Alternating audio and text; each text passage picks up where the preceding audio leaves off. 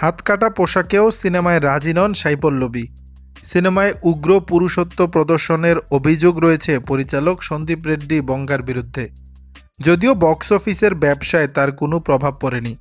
সন্দীপের প্রায় প্রতিটি ছবি বক্স অফিসে ব্যাপক সাড়া ফেলেছে।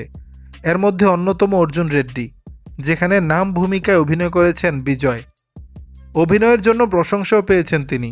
বিজয়ের বিপরীতে ছিলেন শালিনী পান্ডে। তবে এই চরিত্রের জন্য প্রথমে সাই পল্লবীকে প্রস্তাব দিয়েছিলেন সন্দীপ রেড্ডি বঙ্গা। সন্দীপ ভেবেছিলেন অর্জুন রেড্ডি ছবিতে প্রীতির চরিত্রের জন্য সাই পল্লবী উপযুক্ত। পরিচালকের পরবর্তী ছবি থান্ডেলে অভিনয় করছেন নাগা চৈতন্য সাই পল্লবী।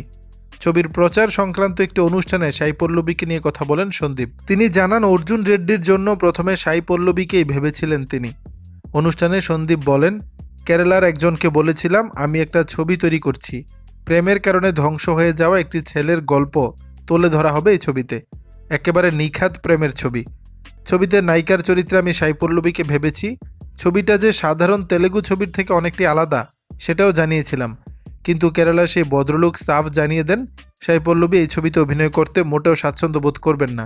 কেরালার সেই ভদ্রলোক নাকি সন্দীপকে বলেছিলেন, স্যার এই ছবিতে সাই পল্লবীকে নেওয়ার কথা বলে যান, মেয়েটি হাত কাটা জামা পরতেও প্রস্তুত নয়।